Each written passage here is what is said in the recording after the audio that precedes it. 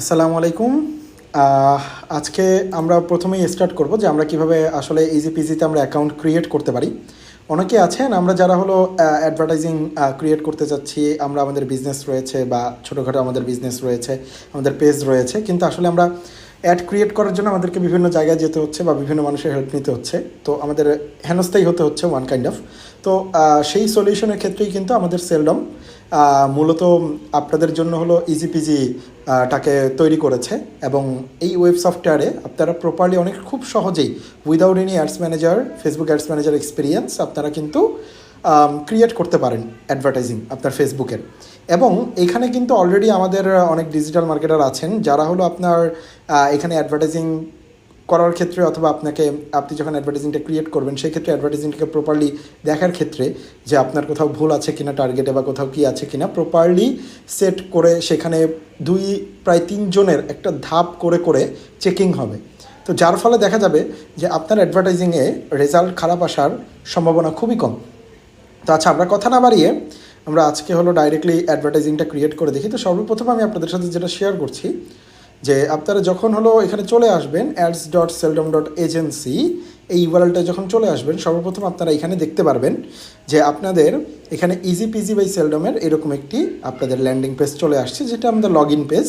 তো এখানে কিন্তু আপনারা জয়েন নাও বাটনটা পাবেন। তো এই জয়েন নাও বাটনে যখন আপনারা ক্লিক করবেন তারপর আপনাদের এই ক্রিয়েট পেজ চলে আসছে, অথবা আপনারা যেটা করতে পারেন যে ads.seldom.agency/register লিখলেও চলে আসবে ডাইরেক্টলি আপনাদের এই পেজে।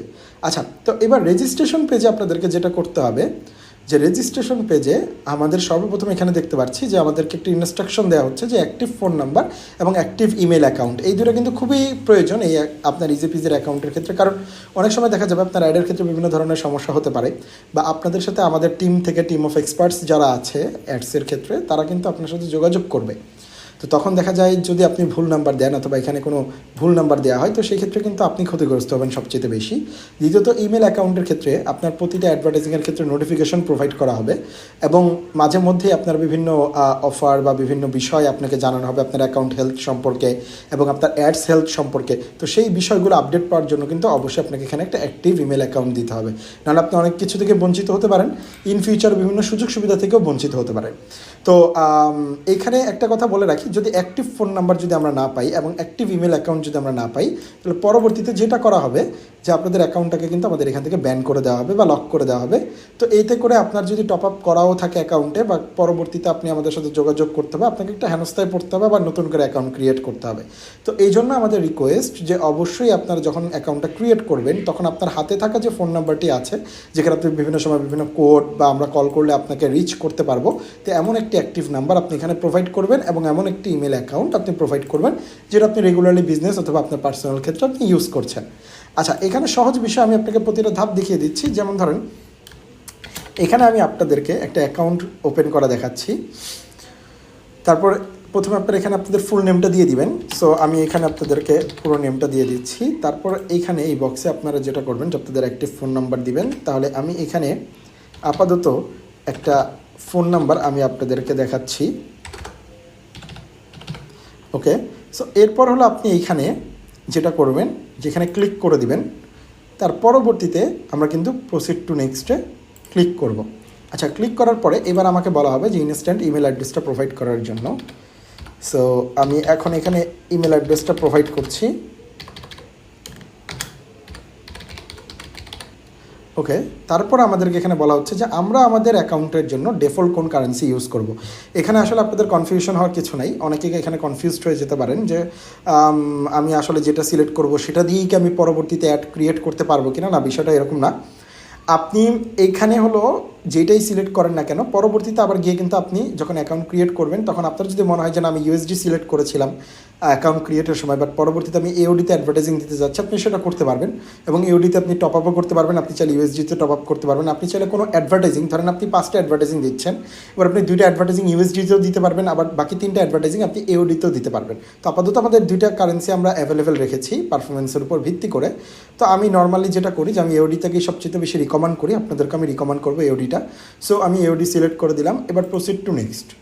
তো যাওয়ার পরে আমাদের এখানে থাকবে যে did you already run before any kinds of ads on Facebook. আপনি এর পূর্বে কোনো ফেসবুকে অ্যাডভার্টাইজিং রান করেছেন কিনা, তো যদি আপনি করে থাকেন তাহলে ইয়েসে ক্লিক করবেন, আর না থাকলে না নোতে ক্লিক করবেন। তো নোতে ক্লিক করলে আপনার কিন্তু ডাইরেক্টলি এখানে পাসওয়ার্ড ক্রিয়েট করতে বলবে, বাট আপনি যখন ইয়েসে ক্লিক করবেন তখন আপনাকে কিন্তু এখানে আরেকটা বক্স ফিল আপ করতে হবে। তো এখানে আরেকটা বক্স যেটা আপনার এখানে সিলেক্ট সেকশন, যে how much did you spend a week for Facebook ads. So এখানে বলা হচ্ছে যে আপনি কেমন পরিমাণে আসলে অলরেডি, যেহেতু আপনি বলছেন যে হ্যাঁ আমি ফেসবুকে অ্যাড রান করেছি, তো আপনাকে বলা হবে যে আপনি টোটাল কেমন পরিমাণে আসলে আপনি অ্যাডভার্টাইজিংয়ে স্পেন্ড করেছেন। এটা জাস্ট আমাদের কাস্টমার বেসের আইডিয়া নেওয়ার জন্য, যাতে পরবর্তীতে সে যখন আমাদেরকে কোনো টার্গেট দিবে বা ওইগুলোকে যাতে আমরা গুরুত্ব হিসাবে নিই, যেহেতু আপনার এক্সপিরিয়েন্স এখানে হয়ে যাবে। তো সেই ক্ষেত্রে আপনি এখানে যেটা আপনার অরিজিনাল সেটা আপনি করবেন। তো আমি আপাতত 10 to 1000 করে দিলাম। এইবার আমাদের এখানে পাসওয়ার্ডটা দিতে হবে, অবশ্যই পাসওয়ার্ডটা স্ট্রং করতে হবে।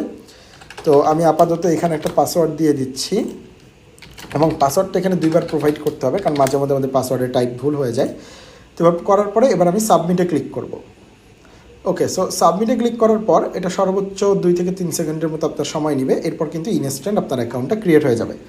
তো এইভাবে করেই আপনারা খুব সহজেই আপনাদের ইজিপিজির অ্যাকাউন্টটা ক্রিয়েট করে ফেলতে পারেন, এবং পরবর্তীতে আপনারা এখান থেকে আপনাদের অ্যাকাউন্ট ডিটেলস এবং সকল কিছু প্রোফাইলে গিয়ে আপনাদের অ্যাকাউন্ট ডিটেলসটা চেক করতে পারেন। এবং কখনো যদি পরবর্তীতে আপনাকে নতুন পাসওয়ার্ড সেট করতে হয় তাহলে আপনি এখান থেকে সেট করতে পারবেন। ডিফল্ট কারেন্সি চেঞ্জ করতে হলে এটা করতে পারবেন। আপনার ফোন নাম্বার চেঞ্জ করার প্রয়োজন হলে আপনি এখান থেকে করতে পারবেন। আপনার ইমেল অ্যাড্রেস চেঞ্জ করার প্রয়োজন হলে আপনি এখান থেকে করতে পারবেন। আপনার নেম অ্যাকাউন্টের চেঞ্জ করার প্রয়োজন হলে আপনি এখান থেকে করতে পারেন, যেটা পরবর্তীতে এখানে ভিজিবল হয়ে যাবে।